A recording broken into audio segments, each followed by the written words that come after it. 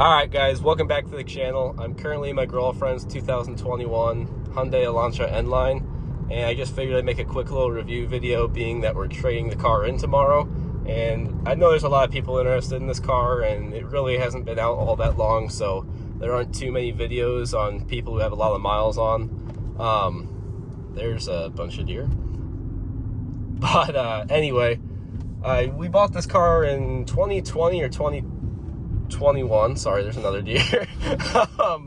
But anyway, this was my girlfriend's daily driver for the last few years, and we bought it with probably, I think it had like 8 miles on it when we got it, but now it's got almost 50,000 miles. And overall, my girlfriend has loved the car. She really doesn't even want to get rid of it, but it's had a couple problems that kind of made her lose her faith in its reliability long term. And with her being in school and driving a lot for work and everything, we thought it'd be a better fit to get something else that she could trust more and be more reliable for her long term to keep for many years to come. But the issues we have had, I'll just go over that first, is first off, it had an oil leak that started around, I'm gonna guess, 20,000 miles, and it was a super slow oil leak, so it was no major concern. Like, it's not like the engine was starving for oil and about to blow up or anything. Basically, from the sounds of it, from the factory, the oil pan, it apparently was like bent, the metal in one spot, so the oil pan gasket did not have a correct tight seal on it, so it was just leaking oil very slowly, like probably a drop every couple minutes or something. Like I said, nothing major, but obviously annoying, just leaving oil spots everywhere you go.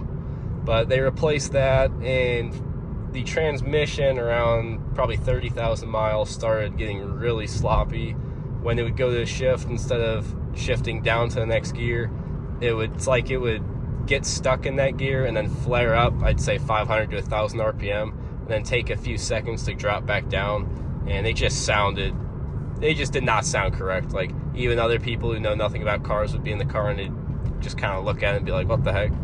But basically, it was the whole dual clutch assembly.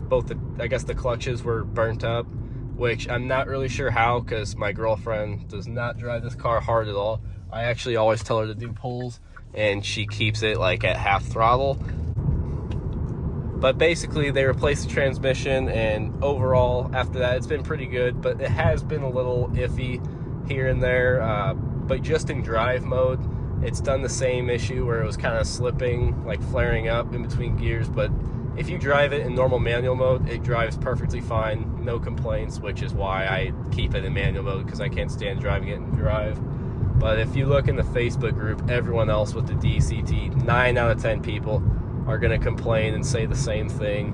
And I see in the group, a lot of people have brought it to the dealership and they say they can't replicate the issue. So what I would recommend is have someone record your RPMs while you're just driving, and just get it recorded. That way you can send it to them, you can show them there at the dealership what it's doing, and they can drive it around and try to replicate the issue better. But other than that, to talk about the things we do like, it has great power for what it is. It's just a little tiny 4-cylinder turbo car, but it doesn't weigh much. It weighs around 3,000 pounds, and it's just front-wheel drive, and it handles great. Gets almost 40 miles per gallon, and that's with not even trying to get good gas mileage. It just is a really efficient engine.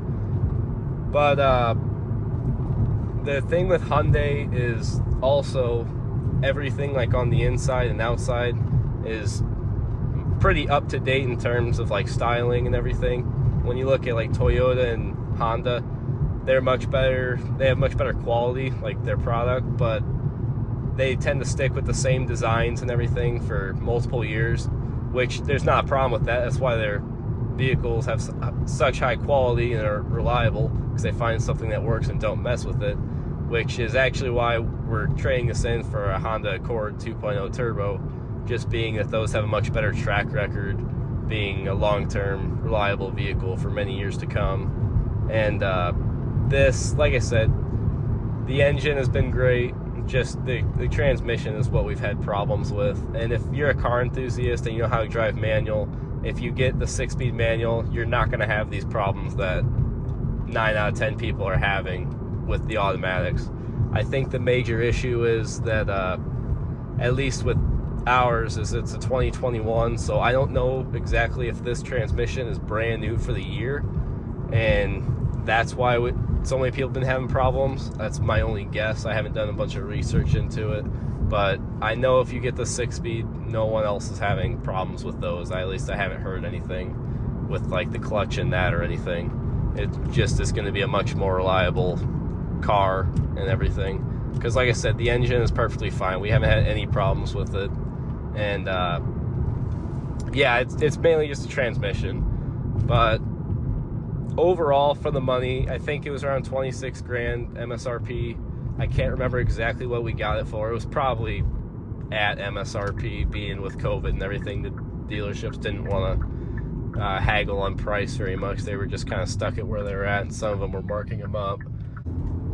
But yeah, for some of the more like positive things that my girlfriend mainly has loved about the car, I don't really drive this car all that much, but for the money, I mean, you get wireless Apple CarPlay, you get heated seats, you get a sunroof, you get, I do not think you get adaptive cruise control. You don't get that, but you get lane keep assist and you know, hands-free calling and all that stuff. And of course, you've got the paddle shifters. It's got sport mode. I think it's got eco mode. And the car just handles really good for what it is. You can see on the road here, it has no problem holding on to the road and everything. But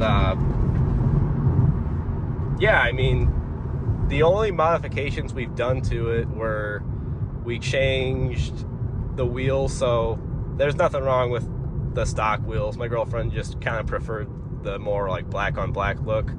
Her car's white, and we got the windows tinted, and I blacked out all the emblems for her and everything. So then we ended up getting NK PFO1 wheels, and we got Michelin Pilot Sport 4 all seasons in 235s. I can't remember the exact size, but they were 235s, and the wheels were 18 by 8.5. But it's on stock suspension, and the fitment is as good as it can get without lowering it. We got really lucky with just the ride height and everything. It doesn't have any obnoxious wheel gap. There's a more deer there.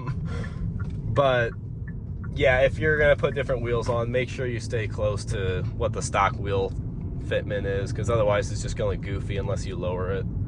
But yeah, other than that, I mean, we put just like LED headlight bulbs. Oh, that is a major complaint.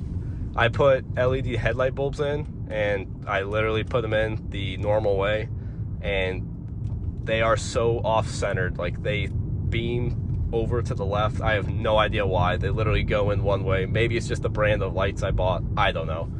But that has absolutely drove me nuts since the day I put them in. But luckily, I don't drive the car every day, so that's my girlfriend's problem. But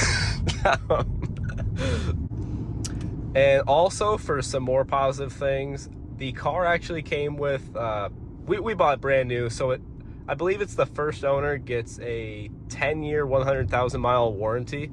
So all the issues we had, we didn't have to spend a single dollar. It was just a little time out of our day to get them taken care of. But to have a warranty like that is, you know, no one has warranties like that. Only Hyundai and Kia.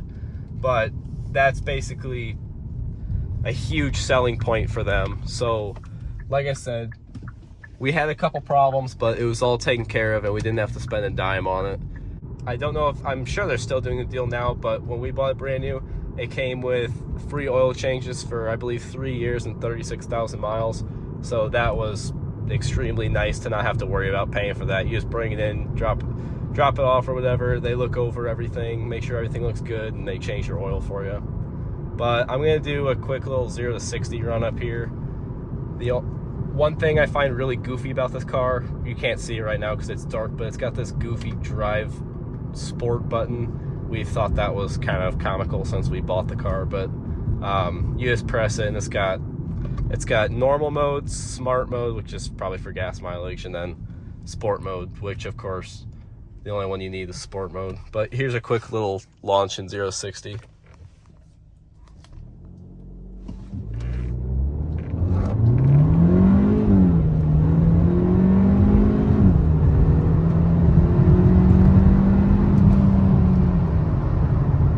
So yeah, I mean, honestly, for what it is, it pulls pretty good up to about 70.